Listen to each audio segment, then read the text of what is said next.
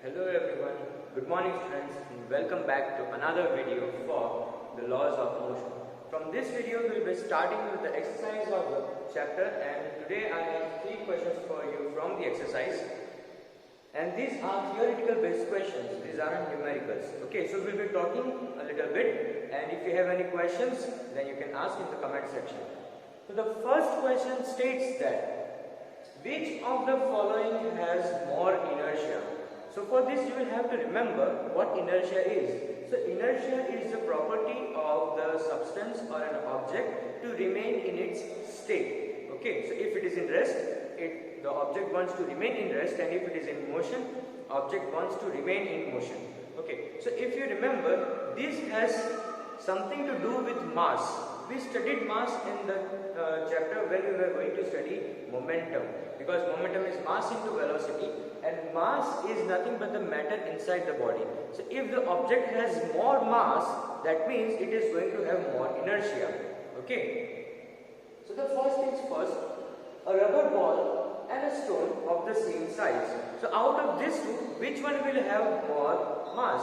So this is the example of the textbook itself. It is said in the textbook that we have two balls, that is, one is actually a football and the other one is a stone which actually looks like a football. Okay, so obviously the stone has more mass because inside the ball we have air, and air is a lighter matter compared to the solid substance inside the stone. So stone is a solid block, it is completely made of solid, and therefore it has more mass. While on the other hand, the football, it is having the border of a solid substance, but inside we have air, and air is a lighter substance, and air has less mass. So overall, the ball has less mass and the stone has more mass. So obviously, the stone will have more inertia. Now what does this mean? That if the object has more mass, that means it is more difficult to change the state. So obviously the football, which is lighter, which has less mass, you can flick it with your kick and the ball will fly away towards the goal. But on the other hand, if you try to kick the stone, no, it is not possible. You are going to hurt yourself because the stone has much more mass and much more inertia. So it is more and more difficult to change its state, and therefore the stone has more inertia than the rubber ball. Okay. Similarly, the second one, a bicycle and a train. This is no-brainer. A bicycle and a train. A bicycle has much less mass. Okay, and the train. Forget the bicycle. Even if it is a car, it is very less compared to the train. Train has much more mass compared to a bicycle or any other vehicle, and therefore it will have more inertia. So it is difficult to change the motion, or it is difficult to stop the train. Okay, in both the cases, inertia will be more, because more mass then more inertia, and which means that it is more difficult to change the state. Okay, and the second and the third one is a 5 rupee coin and a 1 rupee coin. Once again, as you can see that a 5 rupee coin is much more heavier than a 1 rupee coin because it has more mass, and therefore a 5 rupee coin has more inertia. I hope it is clear to you, students. If you have any questions regarding mass or inertia, you can mention it in the comment section, or you can send the questions to the helpline number provided by our sir. Okay, and I'll be happy to answer. So once again I repeat that if an object has more mass compared to the other object, then it will have more inertia. That means it is much more difficult to change its state. Even if it is in rest, it is difficult to put it in motion, and if it is already in motion, it is much more difficult to put it in rest. Okay, I hope it is clear to you. The next question. It states that a footballer kicks a ball to another player of his team, who kicks the ball towards the goal. So a player has passed the football to his teammate, and his teammate is trying to goal. Okay, and the goalkeeper of the opposite team obviously stops the ball. Goalkeeper stops the ball. Then what the goalkeeper does? He kicks the ball and passes it to his teammate. So the goalkeeper is passing the ball to his team member. Okay. So what is the question? How many times the velocity changes and who applies the force? So the ball which is being passed from one player to another, how many times its velocity has changed? How many times its velocity has changed? And who applies the force? Who is applying the force to change the velocity? Okay, so we start from the very beginning. The kicks a ball to another player of his team. So the ball is over here, it is at rest, and he is kicking the football to his team member. So the first thing, the velocity changes when a footballer kicks the ball towards his teammate. So this is the first time the velocity changes. Okay? Now the second one, it states that the second player kicks the ball towards the goal. So this is the second time the velocity is changing. The second time velocity changes because the second player is now kicking the ball towards the goal. So the second time velocity changes. Now the ball is moving. Okay, ball is moving. And the third one, the goalkeeper of the opposite team. So the opposite team has a goalkeeper who stops the ball. So basically the ball was moving and he stopped it. So velocity changed once again. It became 0, but the velocity changed. So this is the third time the velocity changed.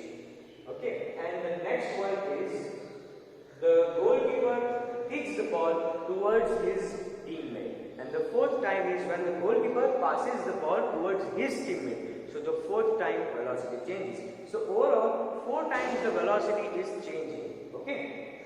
The question is, who is applying the force? So in the first case, a footballer when he passes to his teammate, he is applying the force.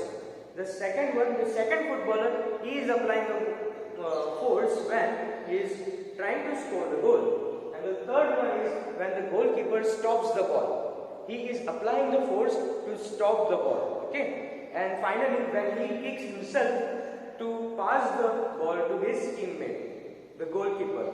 So this is the fourth time when the force is being applied. So the first one when the goalkeeper applies the force to his teammate, footballer applies the force to his teammate tries to score the goal and therefore he applies the force second time. The third is when the goalkeeper stops the ball. So that is the third time he is applying the force. Obviously because velocity is moving, if the force is not applied, the ball will go to the goal. So he is applying the force to stop the ball. That is the third time. And the fourth time, once again, goalkeeper is applying the force to his teammate. Okay.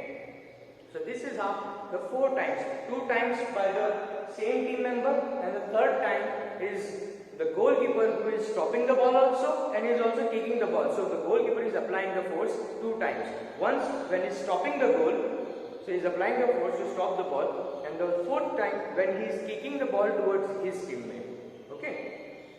I hope it is clear to you students, and we move on to another question which is similar to the same topic, that is explain why some leaves may get detached from the branches and fall when tree is shaken vigorously.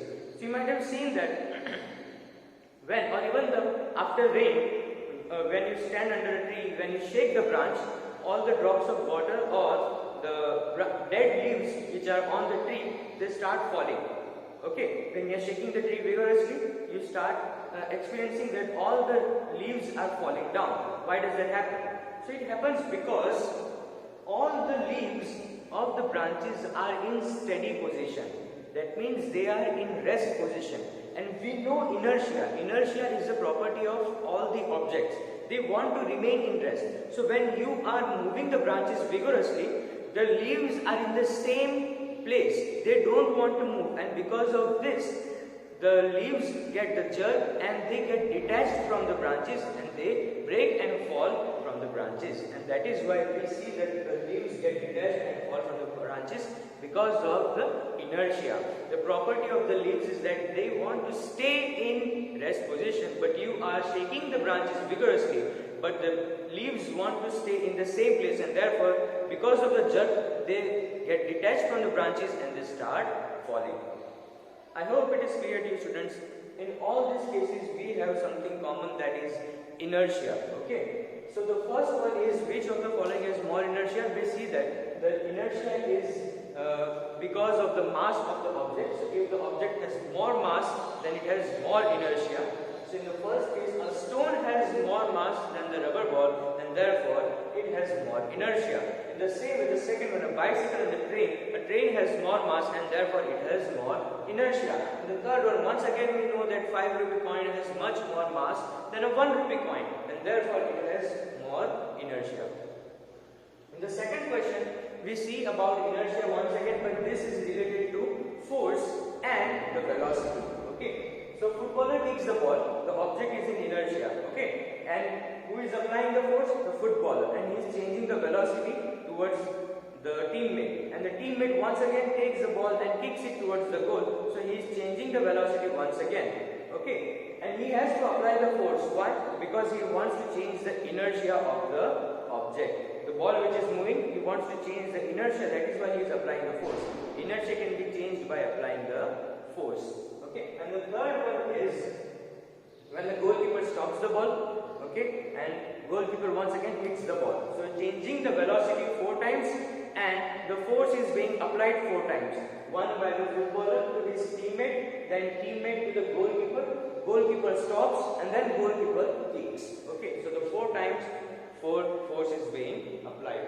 And the third one, once again we have the inertia, that is the leaves are in inertia, they are in rest state, and they want to remain in the inertia, that is in the rest position, but because you are shaking the branches very quickly and vigorously, the leaves get detached because of the jerk from the branches that you are shaking, and that is why the leaves fall from the branches.